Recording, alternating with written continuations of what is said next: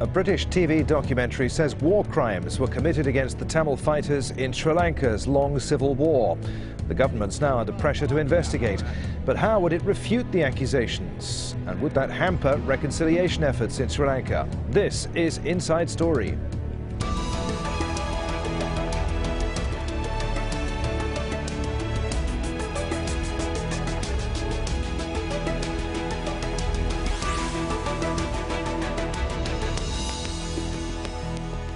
Hello and welcome to the programme. I'm Adrian Finnegan. It was a civil war that ravaged Sri Lanka for almost 30 years. Hundreds of thousands of people were killed, many of them civilians. And now damning evidence in a documentary aired in Britain alleges the Sri Lankan government did in fact commit war crimes. But with neither side being held accountable, are hopes for reconciliation in Sri Lanka fading. Kamal Santamaria reports.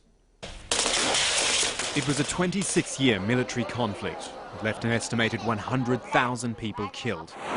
But almost 3 years after the end of the civil war, Sri Lanka is still haunted by the allegations of human rights violations. Footage aired in a television documentary in the UK on Wednesday appears to show the execution of 5 men and a 12-year-old boy, the son of a Tamil tiger, images only adding to the controversy.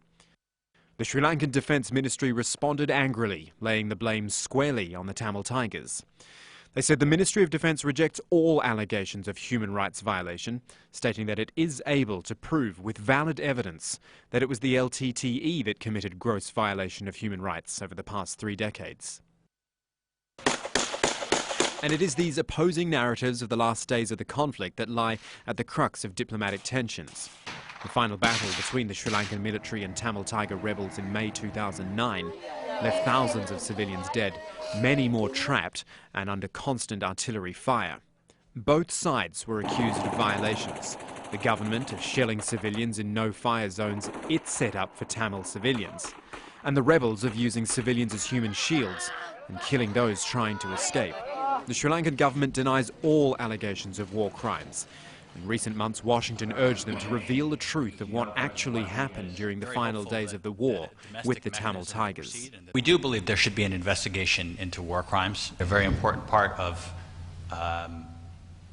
this whole process of reconciliation will be accountability and investigating what happened throughout the course of the war, but particularly at the end of the war.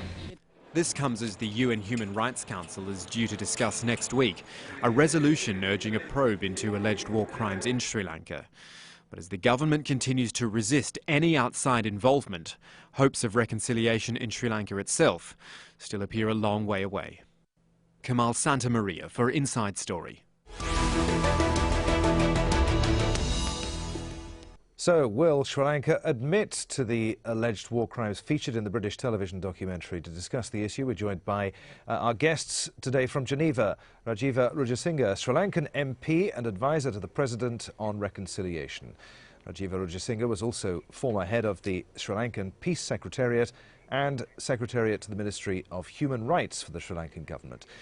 From London, we're joined by Phil Rees, the author of Dining with Terrorists, meeting with the world's most wanted militants, in which he was embedded with the Tamil Tigers. Phil's been covering Sri Lanka for 25 years.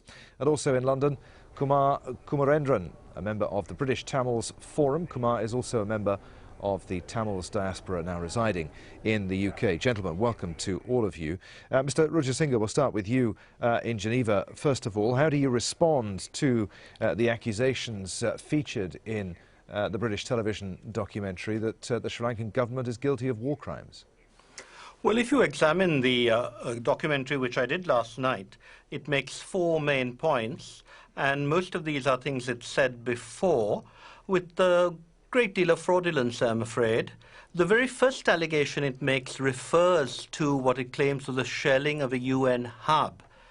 In actual fact, it claims that this evidence was provided by a chap called Peter McKay, who was a UN operative.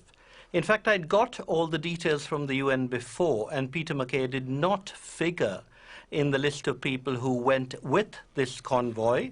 It's also described in a book by a chap called Gordon Weiss. He was not one of those who came out. So in the first place, he's a very mysterious figure.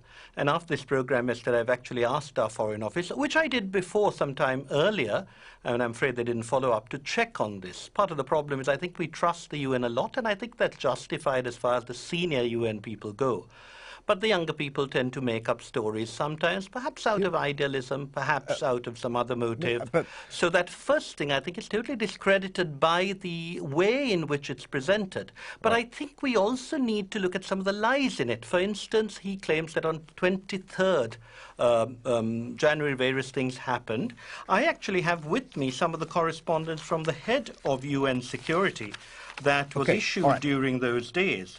And there are very, very interesting phrases from the head of security thanking us for the cooperation. So why does this chap tell lies? I'd be happy if you gave me time to talk about the other three incidents as well. But it starts with a lie, which is not a good thing. All right. Unfortunately, we've got a little under 20 minutes in which to... I'm sorry, we've got a little under 20 minutes to discuss all of this, and most of which was covered at length in the documentary. So you won't let me quote from the UN letter? Well, if you can't let me quote, give me another chance later. Many of our audience, many of our viewers won't have been able to see the documentary that was aired on British television because, of course, Al Jazeera is a global network. Let's bring in Phil Rees.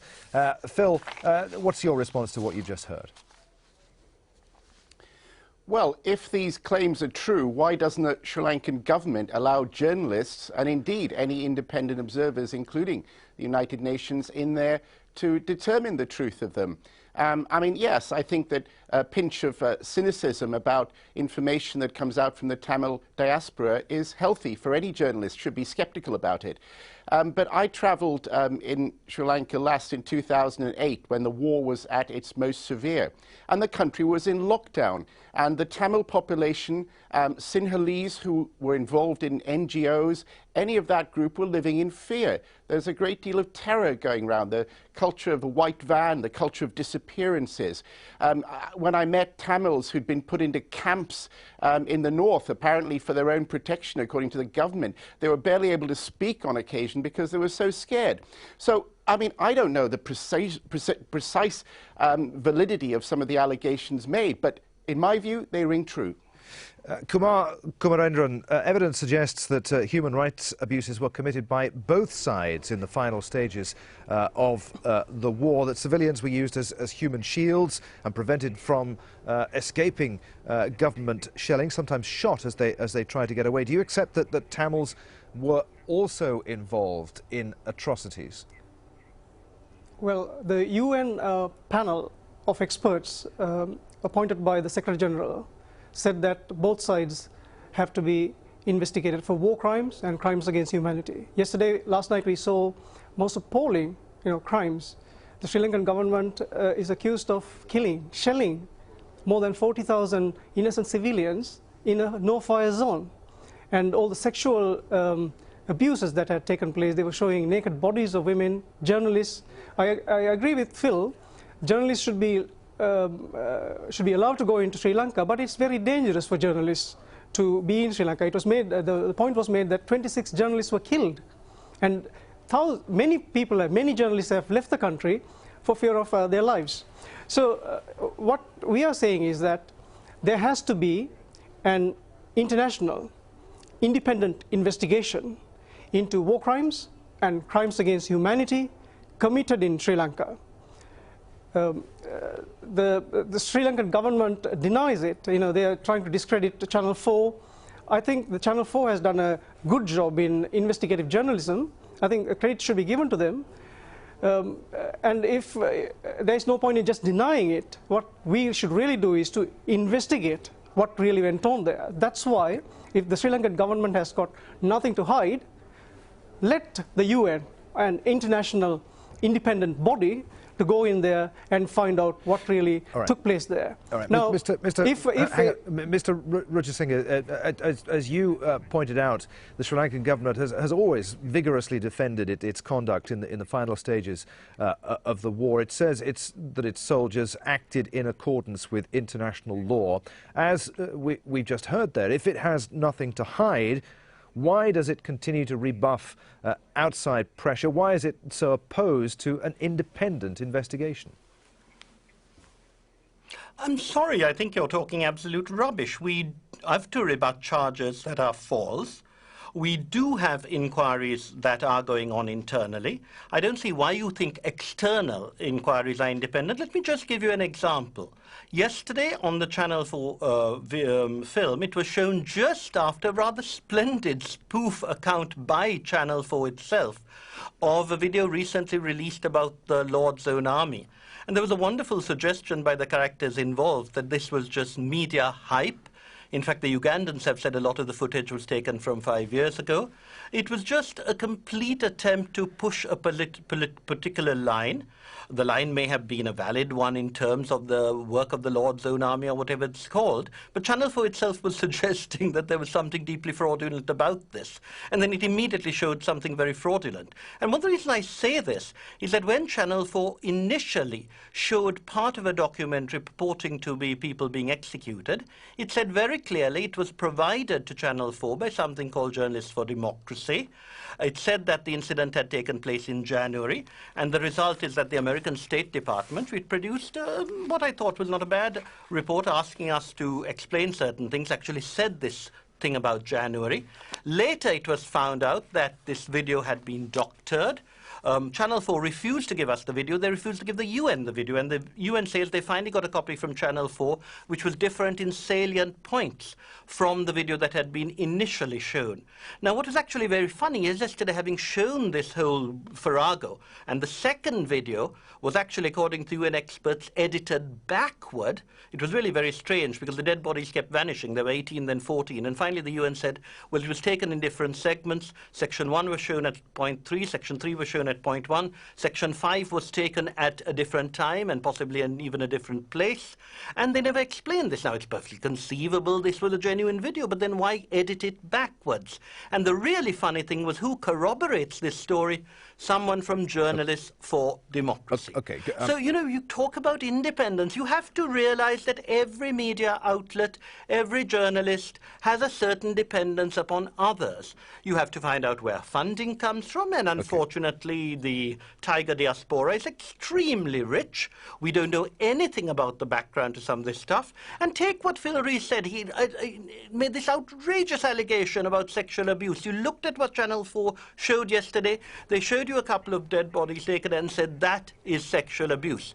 I mean, you need evidence before you can make allegations like that. Okay. Then take something else Channel 4 did. All right, hang on. I'm sorry, this is very important. I think it's vital that I should get twice as much time to rebut with facts, I understand. with evidence, all right, with Phil, the papers I just want to get a me. response from Phil Rees. Phil? You know, the point is that this goes to basically the view of the Rajapaksa government in 2005, 2006. They felt they could eliminate the Tamil Tigers. Now, of course, the Tamil Tigers were a very brutal organization, absolutely no denying that. But they had a policy not of reconciling the Tamil population there, but of basically gaining political success by developing a kind of populist Sinhala view. Remember the president, he's from the south, from Hambantota, an area of poor peasants there. He's created a culture of Sinhala nationalism, which has propelled him into political success, and it's also driven their military policies in this war. So talk about reconciliation, in my view, is pretty vacuous. And therefore, when it came to actually executing the war, it was an attempt to basically recolonize, to basically occupy this area again that they felt Tamils have for years been trying to divide Sri Lanka and take away from them. So I think that the real passions behind this are because of the ideologies that are there in the background, both the political realities and the military ones. Kumar Kumarendran in London. The Sri Lankan government accuses the international community of giving credence to charges that are fabricated by the Tamil Tigers' overseas propaganda network. Are you part of a propaganda network? If they are saying it's propaganda, why not we investigate? Send an international independent body into Sri Lanka and we'll find out what really went on. Now, allowing Sri Lanka to investigate itself doesn't make sense. You know, anyone with the right mind would agree that if someone's mother was killed by shelling by the Sri Lankan government, and if the person's sister was raped by Sri Lankan soldiers, that person is not going to accept the murderer and the rapist to investigate themselves. I mean, it doesn't make sense. So that's why we are calling for an international independent investigation, because we are not talking of petty crimes here. These are very serious allegations of war crimes and crimes against humanity. The Sri Lankan government underestimated, purposefully. They said only 60,000 people are there in the no spy zone, whereas according to that the program we saw, there were hundreds of thousands of people in there. So they did not send supplies, medical supplies, food supplies, and we saw people, dying of hunger and lack of medical facilities. So these are, crimes against humanity. The president of Sri Lanka said that it was a humanitarian operation, and he said his soldiers went to war with a gun on one hand and the humanitarian book on the other, and also he denied any sort of civilian casualty. Okay. But later, he accepted that thousands of people died. So can you trust the Sri Lankan government? If you take the LLRC commission, it doesn't deal with accountability. Without accountability, how can we have reconciliation? People don't know whether their loved ones are still living or they are in custody. The LLRC came up with an interim recommendation in September 2010, and the LLRC, after 14 months, said that the credibility of the Sri Lankan government is questionable, because even their recommendations, two recommendations to disarm the paramilitaries and publish the list of detainees, all right, the Sri Lankan government has not done it. Okay. All right. So how can you trust? All right. You're talking the LLRC. You're talking about the lessons learned and reconciliation commission. Yeah, it was a commission that was set up by the Sri Lankan government. Rajiva Wijesinha, the LLRC has been highly critical of, as we heard, of some government policies. It is, though, a state-commissioned body. Why does the government not accept, I come back to the question I put to you before, that the way to a truly sustainable peace is through an independent investigation of alleged atrocities committed by both sides? Let me just say, a little learning is a very dangerous thing. If I might go back to what Patrick Rees said, his characterization of the Sri Lankan situation is just so simplistic. He tries to put it as Sinhalese versus Tamils. Do you know that the Tamil Tigers decimated more Tamils during its reign of terror? Several moderate politicians were terrorized, killed, beginning with the former leader of the opposition, Mr. Amirthalingam, Mr. Sam Thambimuthu, a peace activist from the East. Our foreign minister, Lakshman Kadirgama, was killed. Neelan Tiruchelma, a distinguished Harvard lawyer, was killed. And during the war period, or rather during the ceasefire, they actually took the chance to kill lots of Tamil-speaking officers. The Tamil policemen were killed. So you have to realize that this was not a Tamil group. Unfortunately, the diaspora, as one British MP told me, they're a bit like champagne socialists. I'm sorry, you told me I could rebut certain things that were said. And let me just finish this rebuttal, if I may. Make it brief, so please. That Make it brief. Rees, what qualifications does he have? But if you want the LLRC report, it's very clear. I mean, when we appointed the LLRC, everyone said, it'll be a whitewash, you can't trust them. When it delivers a really good report, and you have to read what a lot of the Sri Lankan people said about it. The leader of the House tabled the report in Parliament. Many countries welcomed it. Unfortunately, this strange combination of a few, what I might call diaspora-influenced Tamils, plus the American State Department actually attacked this report and sort of said it wasn't enough, it didn't go into accountability. And how dare the second gentleman say that a country can't investigate its own? Do you hear people like Patrick Rees and this guy saying that the American investigation of that man who killed 16 Afghans should not be left to America? I just saw on Al Jazeera he was taken off to Kuwait. Yeah. You know what happened to the chaps who cut off the fingers of Afghans? You know what happened in Abu Ghraib? Right. And here are people appealing to the West to say that only the West can judge properly, when we know perfectly well that Islamic people have been terrorized and who gives them justice. All right, you've had your say. Mr. Wijesinha, many thanks. Phil Rees, I know you want to respond. Well, yes. I mean, you talk about being terrorized. I mean, the Sinhalese population who actually dissent from government policy is being terrorized. Journalists who are Sinhalese are being terrorized. The defense minister, the prime minister, the president's brother has been linked to the death of one of them. I mean, to try to say that this environment is one that can have a fair and balanced analysis of possibly war crimes that involve the deaths of up to 40,000 civilians, I think is something that the outside world will never accept.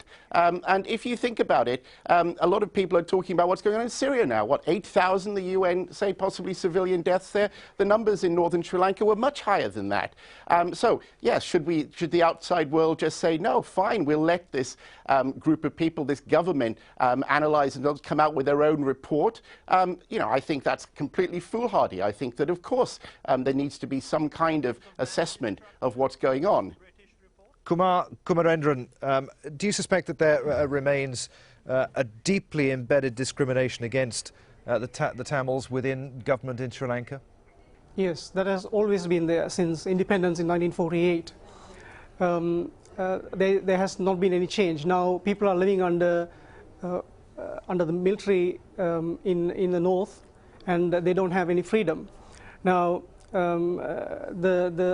if I can come back to that the soldier who killed the Afghan people, he did not receive orders from President Obama, whereas in Sri Lanka, where the hospitals were bombed even after the coordinates were given to the Sri Lankan government, and the lack of supplies, medical supplies, and the food, and the shelling of more than 40,000 innocent civilians, the order came from right at the top. Now, that's what is being alleged. So that's why we need an international independent investigation. Now, if you take, now the international community must do more now. You know, now that all this, the evidence is there, if you take the Chief Minister of Tamil Nadu, Jayalalitha Rajaram, as soon as she came to power, she said what happened in Sri Lanka was genocide. And she called President Rajapaksa a war criminal, and she passed a resolution. And now the former Chief Minister is, he has said that he will not support the Indian government. Now the Foreign Minister of India yesterday said that Sri Lanka is a neighboring country, we have to be sensitive. Now if you go home and find out that your neighbor is a serial killer, all right, and the police has not caught up with him, what will you do? All right, Mr. Wijesinha. So I think India as a regional power must, I think, must reconsider its position. Okay, Mr. Wijesinha, we've literally a matter of minutes left. Okay, a couple of minutes. I mean, this is outrageous. He's alleging that President Rajapaksa did it. Has anyone objected to the fact that the killing of Osama bin Laden and the children, justified by Lee Wiesel, who said it was the children's fault for being with Osama bin Laden, that was a command performance for President Obama?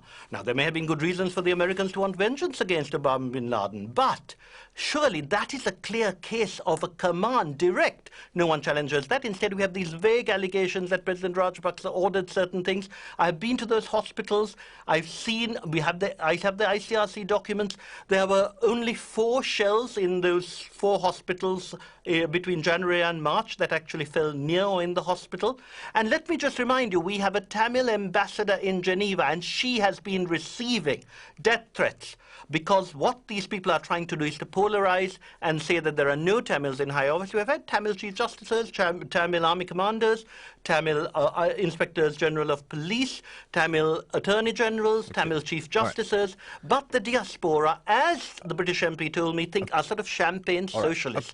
And this can't go on if we're going to be reconciled. I think you should not privilege such appalling lies. All right, Phil Rees, we'll give the last word to you. Do you want to respond? And let's just broaden this out right at the end here. What further pressure can the UN Human Rights Council apply to Sri Lanka? Would it make a blind bit of difference? Well, I don't think it would really. I mean, for years, Sri Lanka grafted, the government grafted its war on the war on terror onto its own internal conflict. And I'm afraid to say there's no genuine attempt at reconciliation. And I say, looking forward, that's the big problem. That, you know, the form of nationalism that's there now is to say to the Tamils, you almost need to be part of a Sinhala state.